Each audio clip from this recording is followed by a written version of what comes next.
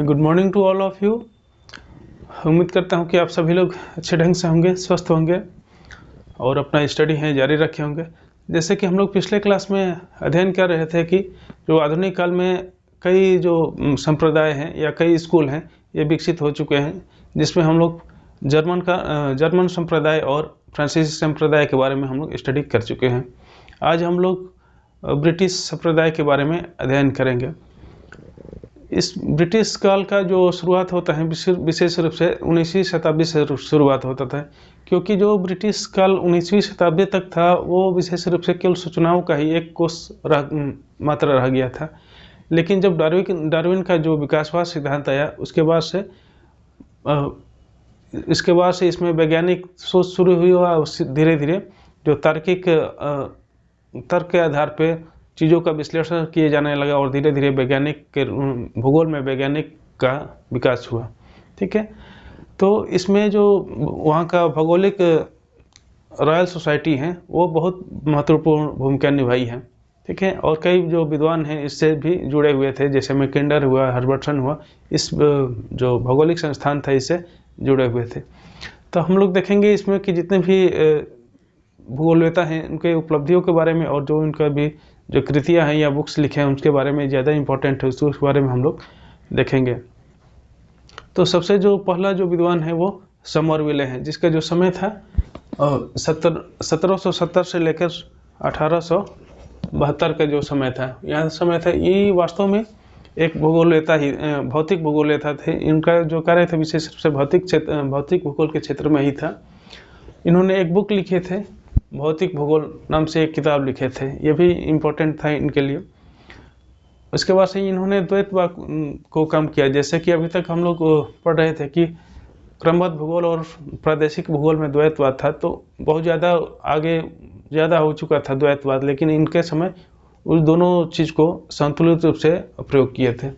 इसके साथ साथ इन्होंने जो पार्थिव एकता के सिद्धांत पे पक्षधर थे, क्योंकि ये भी मानते थे कि जो मानव और पर्यावरण का जो संबंध है वो संतुलित रूप से होना चाहिए, न कि एक को ज़्यादा पक्ष देना चाहिए। ठीक है, तो इन्होंने पार्थिव एकता के सिद्धांत पे विश्वास रखा था। जो अगला विद्वान है गाल्टन महोदय है। गाल्टन जिसका जो समय है 1822 से लेकर के 1911 तक का जो समय है, ये वास्तव में मानचित्र जलवायु भूगोलवेता थे। इन्होंने जो आइसोबार के आधार पे जो विश्व का एक मानचित्र तैयार की है। जो पहली बार ये ऐसा भूगोलवेता है कि पूरा आइसोबार या मतलब कि समदाब रेखाओं के आधार पे विश्व का मानचित्र तैयार किए हैं। ठीक है, इन्होंने ब्रिटेन का भी मौसम मानचित्र तैयार किए थे, जिसमें स्थान को पहली बार दर्शाने का प्रयास किया गया था।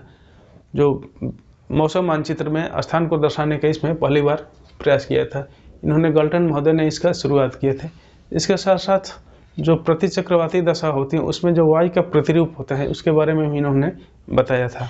ठीक है, जो चक्रवाती दशाएं होती हैं कि कहाँ से हवाएं उठती हैं और किस तरह से चक्राकार घूमती हैं, तो इसके बारे में इन्होंने डिस्कस किया था।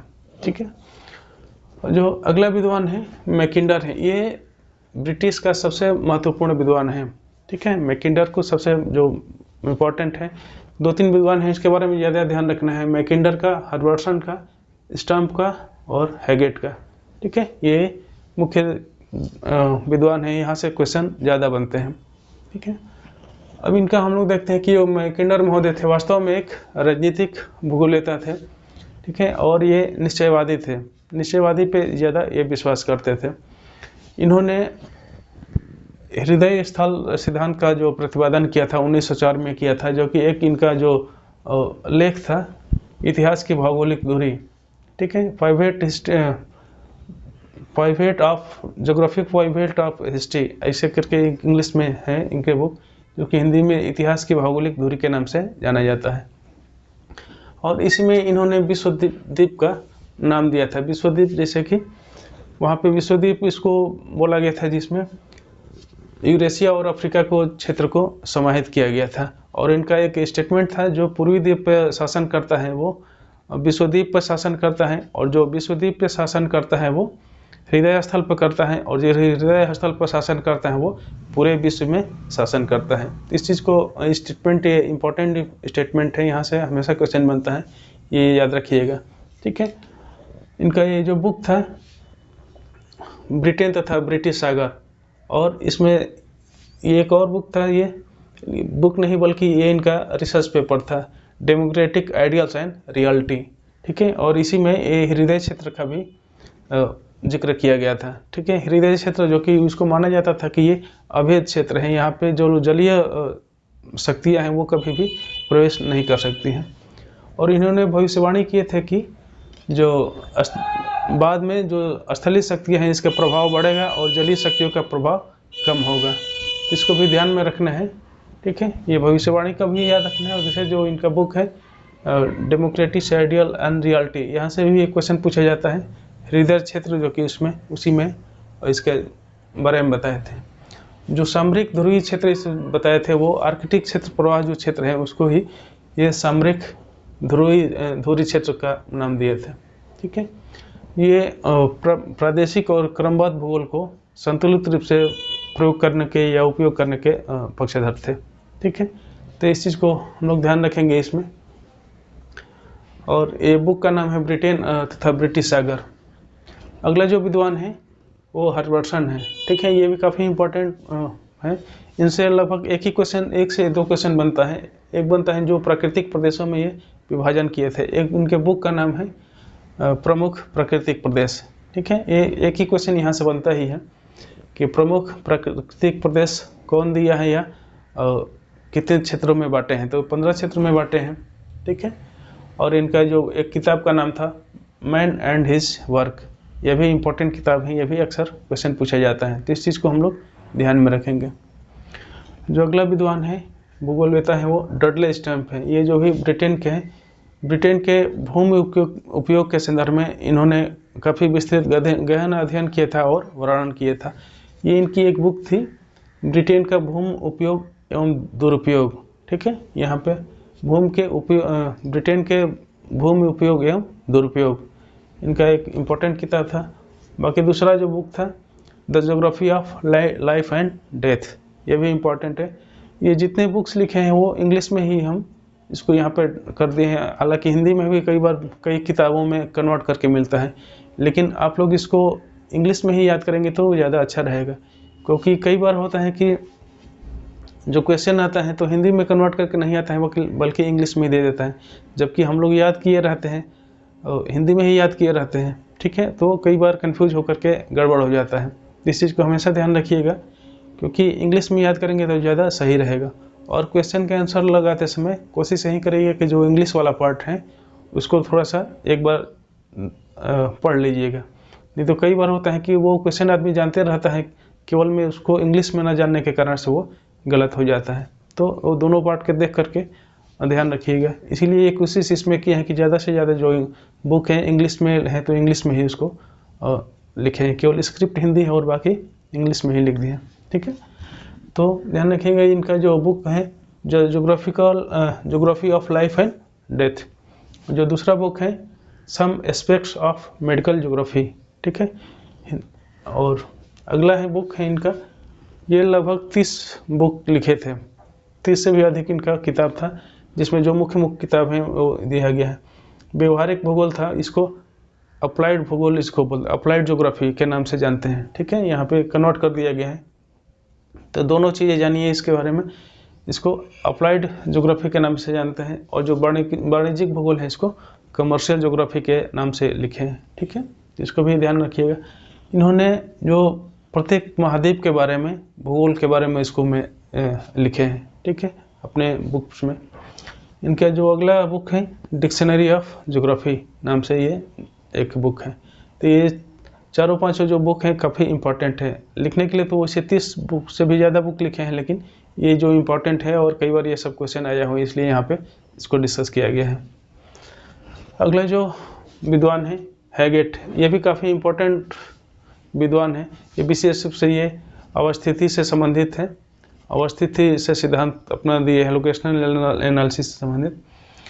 तो इनसे जो ज़्यादा क्वेश्चन जो पूछा जाता है वो इनके किताब से ही पूछा जाता है। जो हैगेट महोदय थे वो इंडिविजुअल किताब जो लिखे थे वो 2 किताब लिखे थे यहाँ पे, locational analysis in human geography और दूसरा था ज्योग्राफी ए मॉडर्न सिंथेसिस, ठीक है। ये दोनों इनके बुक इम्पॉर्टेंट है, यहाँ से क्वेश्चन पूछा जाता है, इसको याद करिएगा। दूसरा जो इनका अगला बुक है ये चोरले के साथ लिखे थे। चोरले भी एक विद्वान थे, वह ब्रिटेन के ही थे। वो इनके साथ में मिलकर लिखे थे। हैगेट और चोरले का एक साथ जो बुक आते हैं वो socio economic model in geography. ठीक है, socio economic model in geography. और जो दूसरा बुक है मॉडल इन ज्योग्राफी।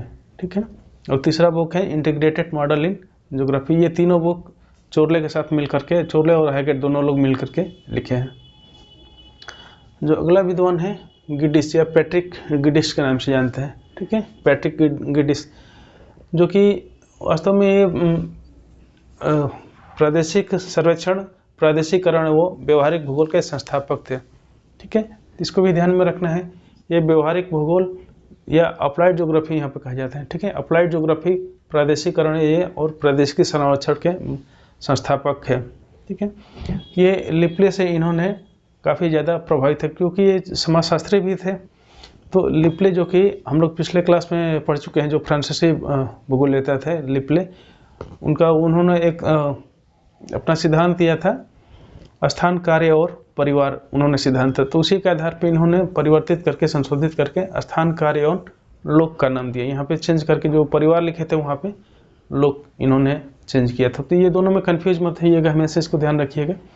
इसको इंग्लिश में प्लेस, वर्क एंड फॉल के नाम से जानते हैं, जबकि जो लिपले थे उनका था प्लेस, वर्क एंड फैमिली। तो ये जो पैट्रिक गिडिश है इनको परिवर्तित करके लिखे हैं।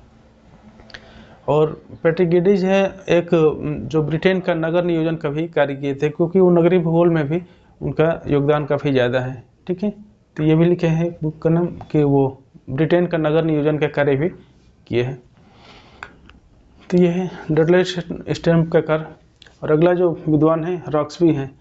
रॉक्सबी काफ़ी भी इम्पोर्टेंट विद्वान है। इनका मुख्य रूप से एक ही क्वेश्चन ज़्यादा बनता है, जो मानव प्रदेश के संकल्पना इन्होंने विकसित किए थे। ठीक है, ज़्यादा क्वेश्चन इसी से आता है कि मानव जो प्रदेश है उसका संकल्पना किसने विकसित किया था। ठीक है, और जो इनकी एक बुक थी dynamic element in human geography. ठीक है, इसको भी याद रखिएगा, कभी कभी इससे भी क्वेश्चन आ जाता है। ठीक है, जो अगला विद्वान है स्पेट। स्पेट ये निकट संभववाद के प्रवर्तक है, ये जो नियतवाद कहा जाता है, नियतवाद के स्थान पर इन्होंने निकट संभववाद को रखा है। ठीक है, तो ये क्वेश्चन केवल इनसे यही एक बनता है कि निकट संभववाद के जन्मदाता कौन है, या फिर मिलाने के लिए आते हैं तो उसमें यह रहता है। ठीक है, जो अगला विद्वान है स्मिथ, जो कि ब्रिटेन का आर्थिक भूगोल लिखे थे। ये जो लिखे हैं लोग, केवल इनके ज़्यादातर क्वेश्चन बुक से ही आता है। ठीक है, जो स्मिथ है वो ब्रिटेन का आर्थिक भूगोल लिखे हैं, इससे भी आते हैं क्वेश्चन। ये बुचानन है, ये भी काफ़ी इंपॉर्टेंट है, ये केवल एक ही क्वेश्चन इनसे बनता है, pastoral industry of New Zealand. Pastoral industry of New Zealand, ये केवल मिलाने के लिए आते हैं, ये किताब का नाम है इनका। आगे ही चिस्लम महोदय हैं, ये भी इम्पोर्टेंट बुक। इनके एक बुक का नाम है जो हैंडबुक ऑफ कमर्शियल ज्योग्राफी। ठीक है, इसको हिंदी में भी बुक में लिखा रहता है, लेकिन आप लोग इंग्लिश में याद करिएगा। ठीक है, तो हैंडबुक ऑफ कमर्शियल ज्योग्राफी जो चिस्लम का है, जो इनका जो महत्वपूर्ण कार्य था जल संसाधनों से संबंधित था। जल संसाधन को काफ़ी ये महत्वपूर्ण बताते थे, क्योंकि जल संसाधन के द्वारा विद्युत उत्पन्न किया जा सकता है, मानव के विकास के लिए काफ़ी उपयोगी है।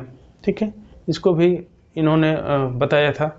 और साथ साथ इन्होंने जल विद्युत को नवीकरणीय ऊर्जा के रूप में माना था इसको। ठीक है, तो ये से संबंधित है। अगला जो विद्वान है रॉबर्ट मिल। ठीक है, रॉबर्ट मिल जो कि 2 बुक लिखे थे, सामान्य भूगोल और दूसरा था रियल्म ऑफ नेचर। ठीक है, ये 2 बुक लिखे थे। और अगला जो विद्वान है बुलरिज। ठीक है, बुलरिज जो कि एक बुक लिखे थे spirit and purpose of geography. ठीक है, तो ये भी याद रखिएगा, जो बुलरिज के इनसे एक ही क्वेश्चन बनता है, ये बुक का नाम से बनता है कि spirit and purpose of geography किसने लिखा था, तो बुलरिज थे। ठीक है, तो ये रहा ब्रिटेन से संबंधित जो भूगोलवेताओं के योगदान और उनके बुक्स। तो उम्मीद है कि सब कुछ अच्छा समझ में आ गया। ये जितने भी इसमें दिया गया है वो लगभग सभी इम्पॉर्टेंट है, क्योंकि बुक में तो और भी ज़्यादा चीज़ें दिया रहता है, लेकिन ये यहाँ पे जो डिस्कस वही चीज़ किया गया है जहाँ से क्वेश्चन पूछा जाता है। ठीक है, तो इसमें एक भी चीज़ मिस करने लायक नहीं है। क्योंकि ये मिस कर देंगे तो आगे हो सकता है कि दूसरा क्वेश्चन बन सकते हैं तो दिक्कत हो सकती है। तो कम से कम इसको तो मजबूत कर लीजिए, क्योंकि ये बार बार यहाँ से क्वेश्चन आता है। ठीक है, तो इस चीज़ को ध्यान रखिएगा। तो आज का क्लास यहीं तक समाप्त करते हैं, और जो अगला क्लास होगा अमेरिकन भूगोल वेता हम लोग शुरुआत करेंगे अगले क्लास में। ठीक है, और यदि इस चैनल पर नहीं है तो सब्सक्राइब कर लीजिए, और जो पहले से जानते हैं तो इसको अपने दोस्तों के बीच में भी शेयर कर दीजिएगा, ताकि सब लोग को ये मैटर मिल सके। ठीक है, धन्यवाद।